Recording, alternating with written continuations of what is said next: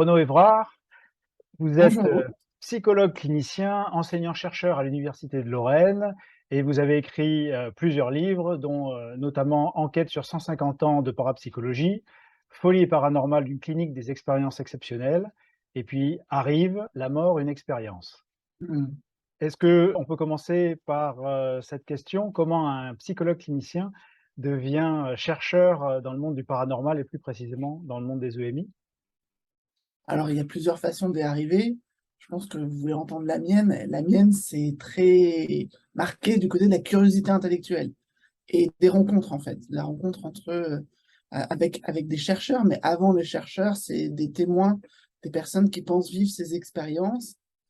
Et par la suite, comme je voulais déjà faire psychologue clinicien, j'ai simplement fait œuvre d'écoute et essayé de comprendre comment on pouvait accompagner ces personnes.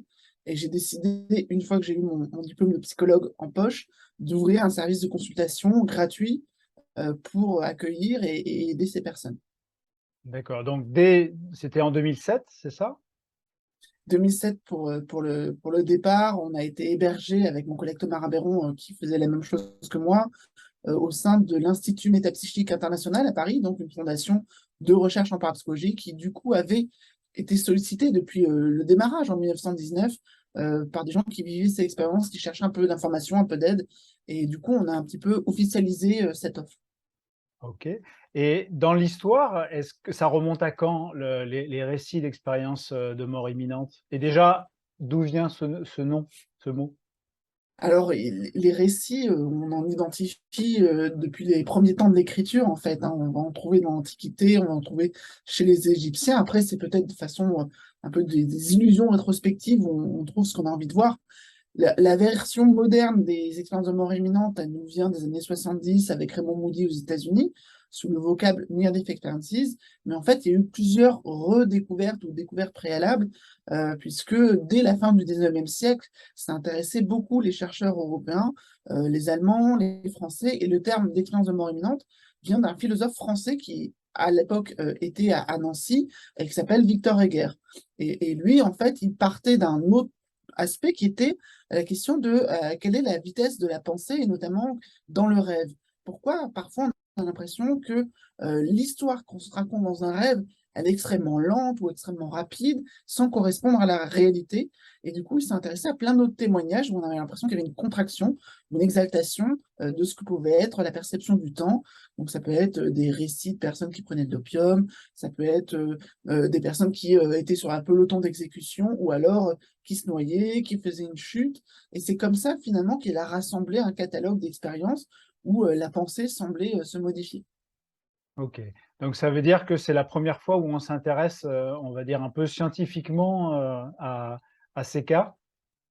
Alors, on a des catalogues de ce type d'expérience dès le XVIIe siècle. Donc, on avait Mmh. déjà un petit peu des livres de prodiges, mais c'est vrai que les premières collections scientifiques sont du 19e.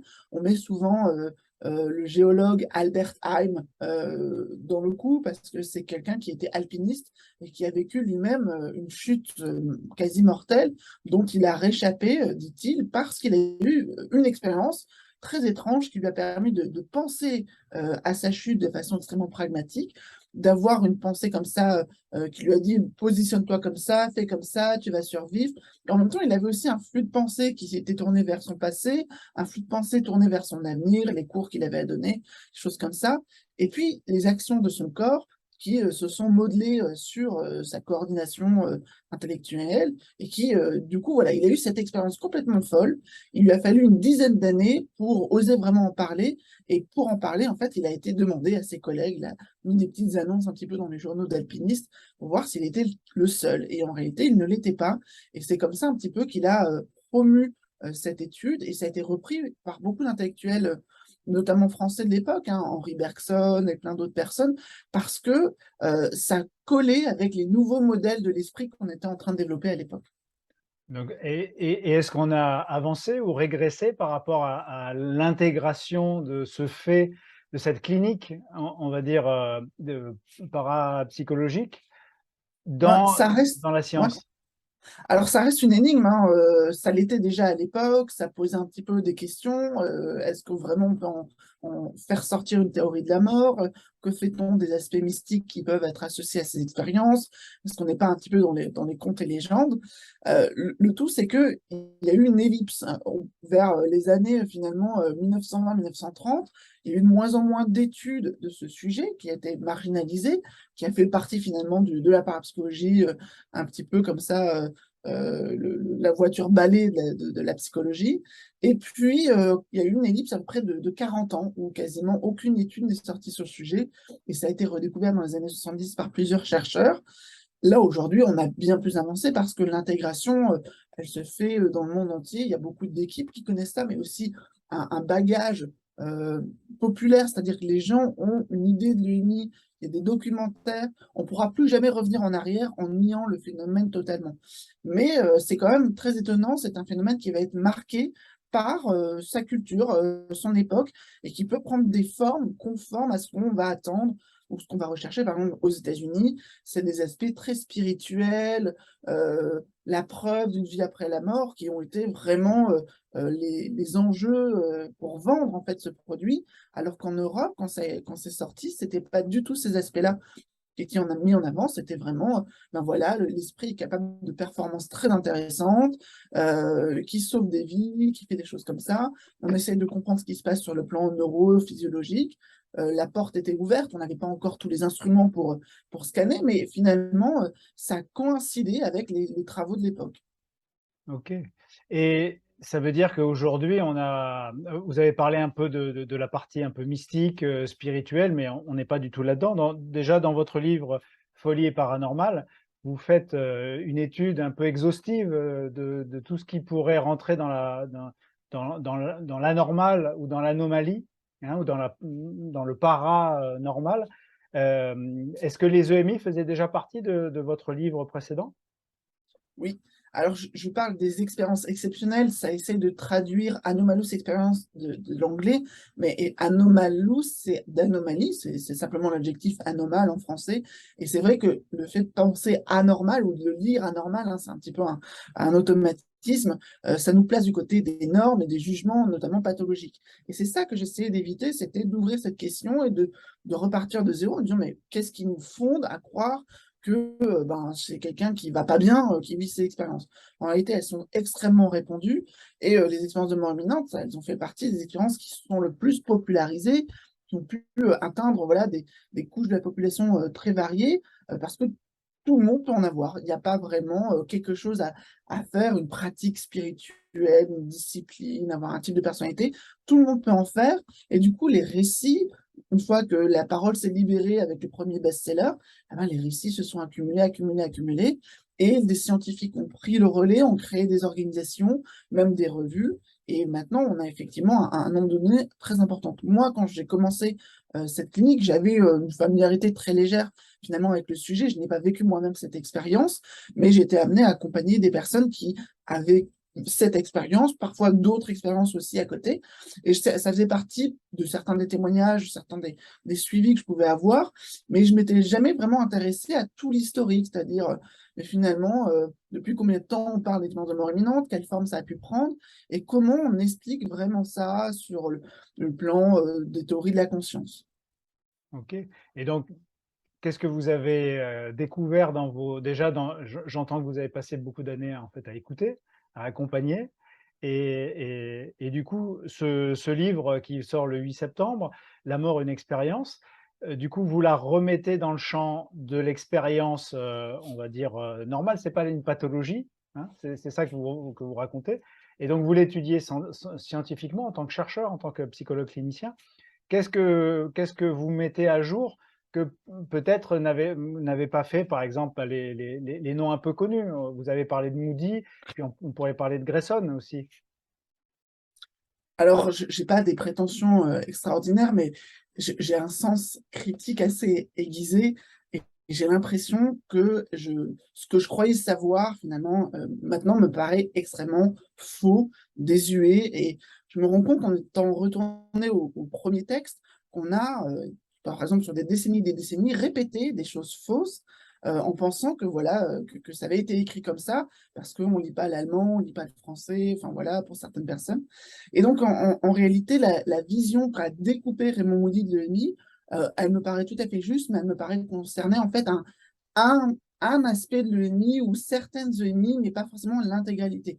Lui-même, finalement, il a opéré des choix, notamment, il a rencontré en fait certaines personnes, il n'a pas rencontré tout le monde, et il y a d'autres chercheurs qui, en faisant d'autres choix, par exemple, en s'intéressant aux personnes qui vont vivre des accidents accompagnés de EMI et pas simplement une crise cardiaque ou sur leur lit d'hôpital pendant une anesthésie, eh bien, on va voir des choses différentes.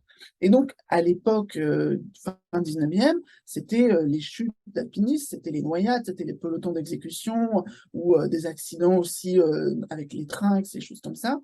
Eh bien, on a vu apparaître la capacité pour ces gens, finalement, d'utiliser leur EMI, ou en tout cas, ils identifient le EMI comme une ressource qui leur a permis de se sauver, de mettre en place des actions de sauvetage sur le moment.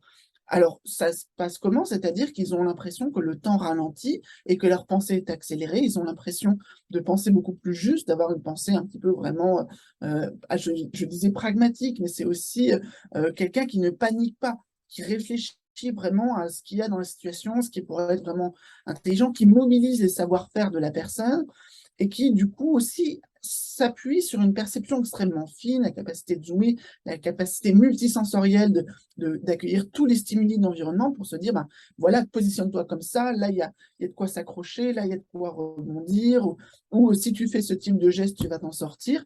Et donc, cet aspect de sauvetage est quelque chose qui est finalement récurrent pendant 50 ans de témoignages, qui disparaît ensuite, qui n'est pas repris par Moody, alors que ça continue d'exister. Un exemple que je donne assez souvent, c'est qu'il y a eu des travaux de Sullivan sur les soldats qui, sur le champ de bataille, avaient des expériences de mort imminente.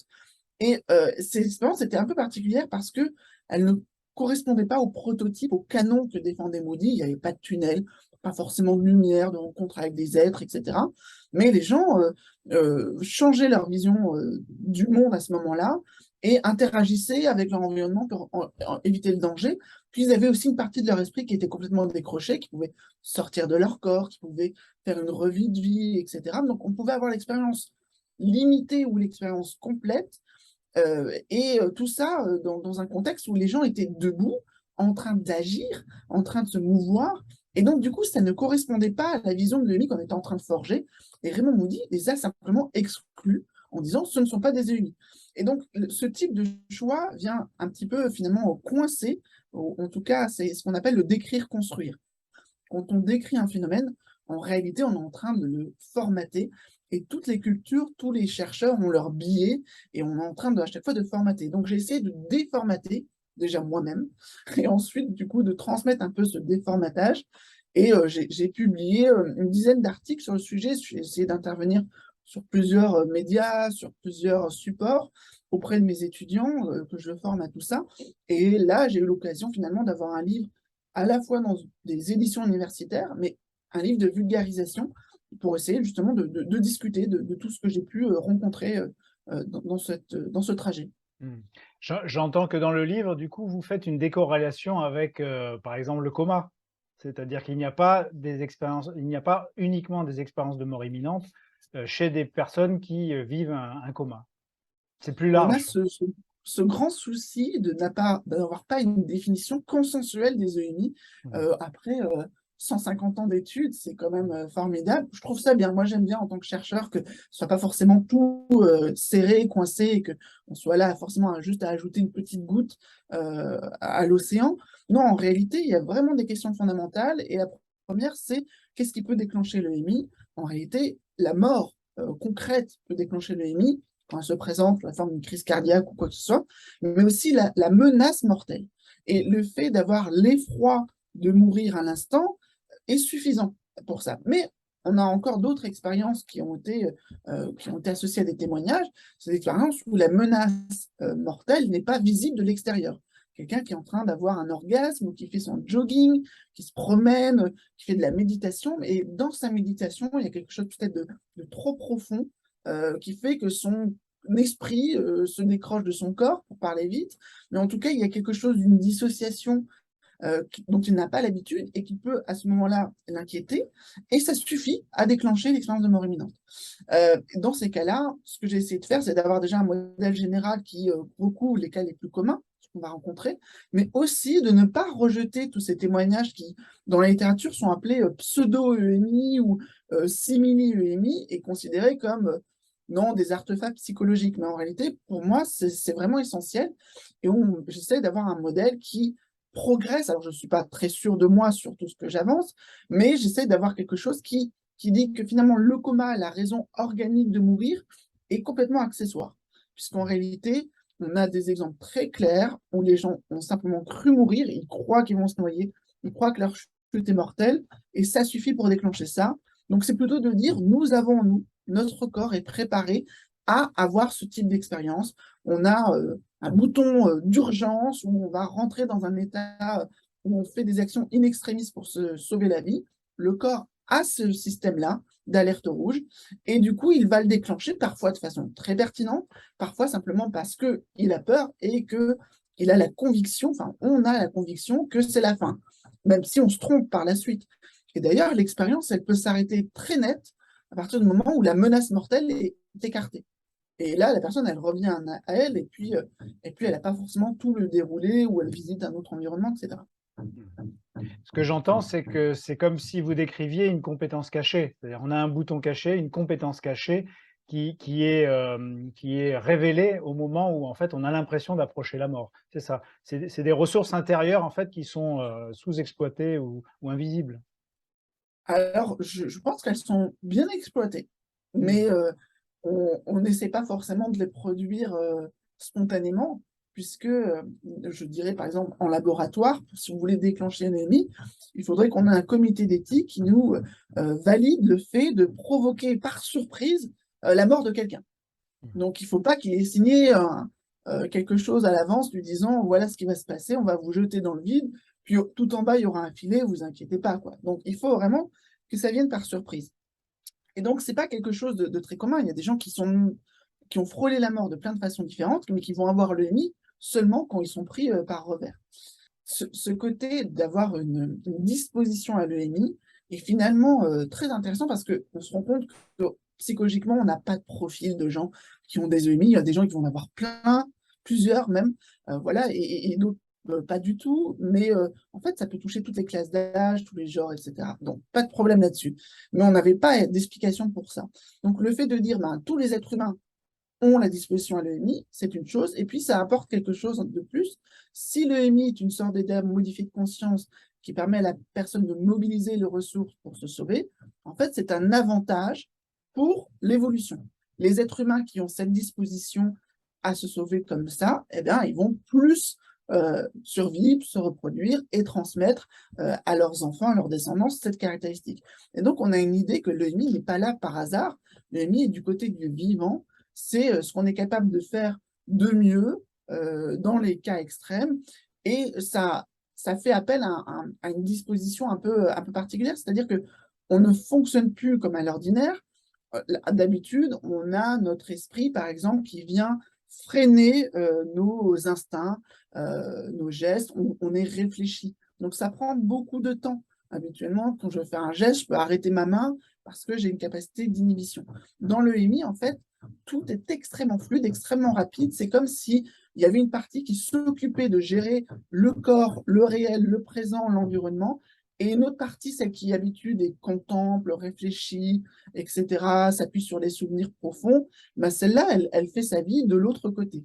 Donc, ce que je décris après plein d'autres auteurs, c'est que l'EMI est en fait une expérience de double conscience, deux consciences qui d'habitude sont intégrées l'une avec l'autre, sont à ce moment-là complètement désintriquées. Mmh.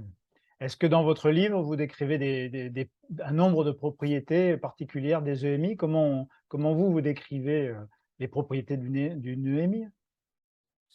En fait, c'est très difficile de savoir ce qui est invariant, ce qui est essentiel. Et par exemple, ce que Moody a présenté comme un prototype qui nous permet aujourd'hui d'identifier, où on va retrouver dans des tableaux de la Renaissance ou dans des récits d'Antiquité, cette idée, ah tiens, il a vu un tunnel, ah, il est sorti de son corps. Mais en réalité, il n'y a pas une EMI identique à l'autre. Et ce qui va être un peu quand même le point de départ, c'est cette perception, cette conviction qu'on va mourir à l'instant.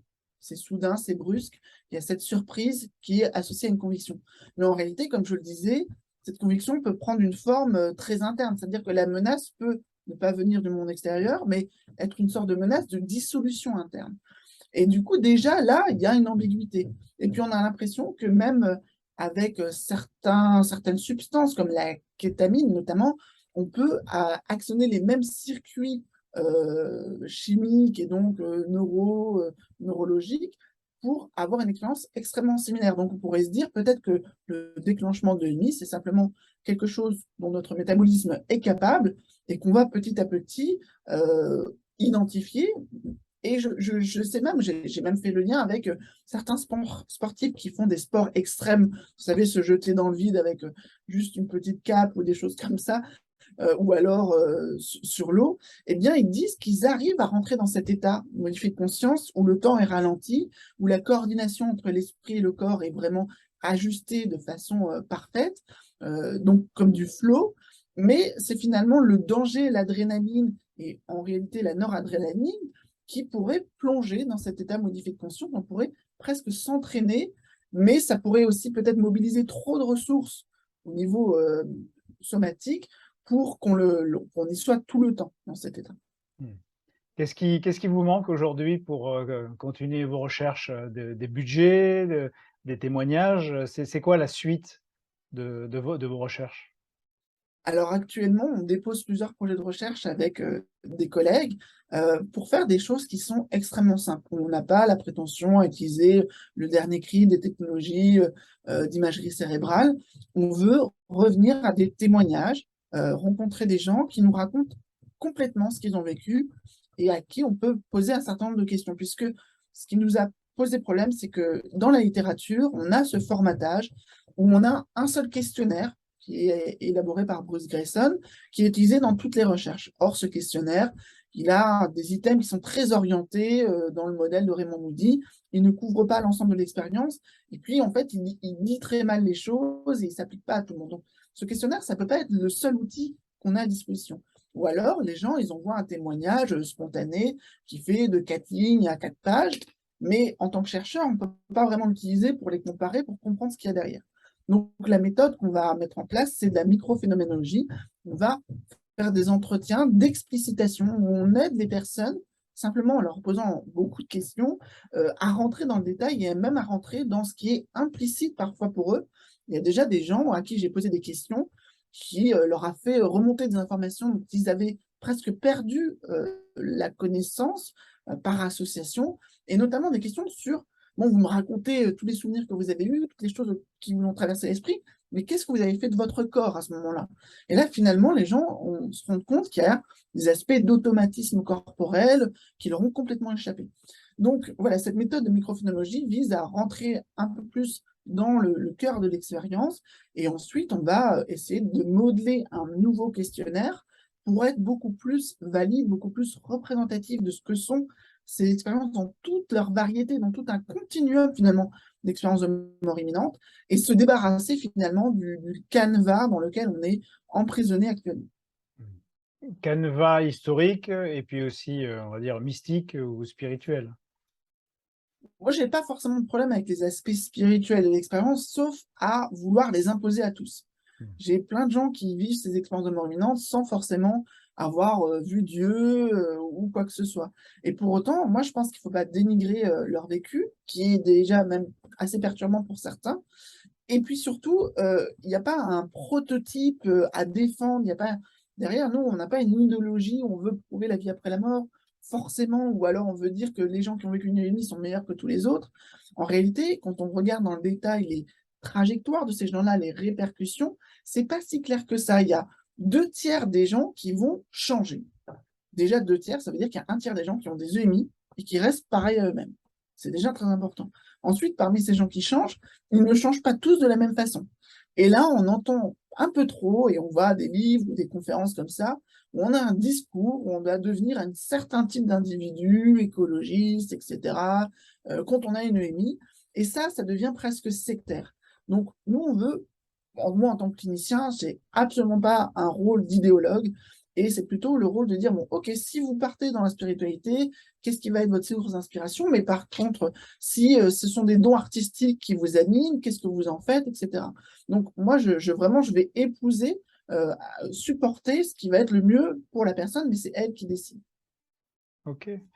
Et du coup, vous disiez en fait qu'une des caractéristiques, mais qui est pas globale, qui est pas générale, c'est, le changement. Est-ce que vous, le fait d'étudier, de chercher dans ce domaine-là, est-ce que ça a changé quelque chose dans votre vie, dans votre manière d'être un homme, d'être, un psychologue? Je pense que j'étais déjà versée dans ces études avant de devenir psychologue, donc je suis baignée là-dedans depuis plus de 20 ans déjà. Donc, j'ai pas vraiment du coup une évolution parallèle, mais je dirais que ça m'a appris à beaucoup me remettre en cause et finalement être critique des choses qui pourraient me plaire ou pourraient me déplaire. Mais pour être critique, j'essaye toujours d'aller à la rencontre et je n'hésite pas à aller provoquer certains groupes en présentant mon travail dans des milieux qui peuvent être soit très sceptiques, ou alors des milieux qui peuvent être très New Age, très ouverts à tout ça, avec des gens qui ont déjà des interprétations très profondes de ce qu'ils ont vécu. Et j'essaye justement de trouver la conjonction, de trouver ce qui pourrait correspondre finalement à la réalité. Je pense que c'est un petit peu ce qu'on cherche tous. Mmh. Si on se projette un peu dans l'avenir, ça pourrait nous apporter quoi de comprendre le mécanisme des EMI? Est-ce que ça nous apporterait potentiellement plus de compétences à vivre, à survivre, à être ensemble? L'EMI a pris une importance considérable en Occident par rapport à ce qui est aujourd'hui des nouvelles visions de la mort. Et j'étudie très largement toutes les expériences exceptionnelles autour de la mort, et je pense que ça vient changer un petit peu le rapport au deuil, le rapport aussi à la compréhension de comment fonctionne l'esprit, notamment par rapport à des maladies très graves, neurodégénératives. Donc, moi, je dirais, c'est plutôt l'idée qu'il ne faut pas aller trop vite en besogne en disant que les EMI sont à voir seulement comme des preuves de la survie ou des preuves du paranormal. En soi, je dirais, pour l'instant, ça ne renforce pas tellement ce côté-là, hein. Il n'y a pas des choses qui apporteraient une certitude. On a des témoignages super intéressants qui demandent d'être enquêtés, qui sont pas toujours, c'est pas toujours facile de les vérifier, ça ne tient pas toujours la route. Et par contre, on a quand même des redondances dans les études, dans les témoignages, des genres de choses qu'on peut croiser et qui viennent nous dire, mais en fait, on apprend quelque chose sur l'esprit. Comment l'esprit, de façon ordinaire, fonctionne et comment il est capable de fonctionner dans des moments extrêmes. Et là-dessus, je crois que ça favorise finalement une nouvelle compréhension de l'esprit qui ne range pas forcément l'expérience de mort imminente et les autres expériences exceptionnelles dans le rayon marginal, parapsychologique, etc. Ce que ça n'était pas, en fait, à la fin du 19e siècle. C'était les chercheurs les plus classiques, finalement, psychologues, psychiatres, neurologues, etc., philosophes qui s'intéressaient à ces sujets. Et je trouve que ça a sa place, finalement, dans une compréhension générale de l'esprit humain, et non pas simplement au rayon ésotérique ou des choses qui sont forcément du côté du merveilleux. OK, super. Donc le livre sort le 8 septembre. Comment les gens peuvent l'acheter ou l'acquérir? Alors, il va être en vente, je pense, sur le comptoir des presses universitaires, puisque ce sont les éditions universitaires de Lorraine qui sont des nouvelles éditions, hein, qui sont une reprise et qui se lancent avec ce livre. C'est beaucoup finalement du courage de leur côté, mais aussi on a un contrat qui nous fait en tant qu'université adhérer à la position de open science, c'est-à-dire le fait de donner accès à tous au savoir. Et pour ce coup, le livre sera également gratuitement accessible sur Internet en format HTML. Alors, ce n'est pas le plus pratique parce qu'on ne peut pas le télécharger sur une liseuse ou dans le format qu'on veut, mais on peut au moins consulter si ça nous intéresse et si on préfère l'avoir en format livre. Je pense qu'il sera pas très cher, je crois une douzaine d'euros, pour ensuite pouvoir l'acquérir. Alors, si des personnes qui regardent cette vidéo ont vécu des expériences de mort imminente, comment ils peuvent, vous contacter? Alors, moi, j'ai des emails universitaires comme renaud.evrard@univ-lorraine.fr. N'hésitez pas à m'écrire, on peut échanger, je peux vous partager des travaux, des idées. On va démarrer des projets de recherche et du coup, on va chercher du monde pour justement avancer. Et plus globalement, si vous voulez vraiment vous confier et avoir une sorte d'écoute et d'accompagnement éventuellement, j'ai cofondé avec mon collègue Thomas Rabéron le CIRC, le Centre d'information de recherche et de consultation sur les expériences exceptionnelles. Donc, c'est les ENI, mais plein d'autres choses aussi. Et donc, c'est un service où, en tout cas, je crois, la première consultation est gratuite. Ensuite, ce sont des psychologues que nous avons formés ou nous-mêmes qui intervenons pour des accompagnements courts, longs, en fonction de vos besoins. Renaud Évrard, merci beaucoup. Merci à vous.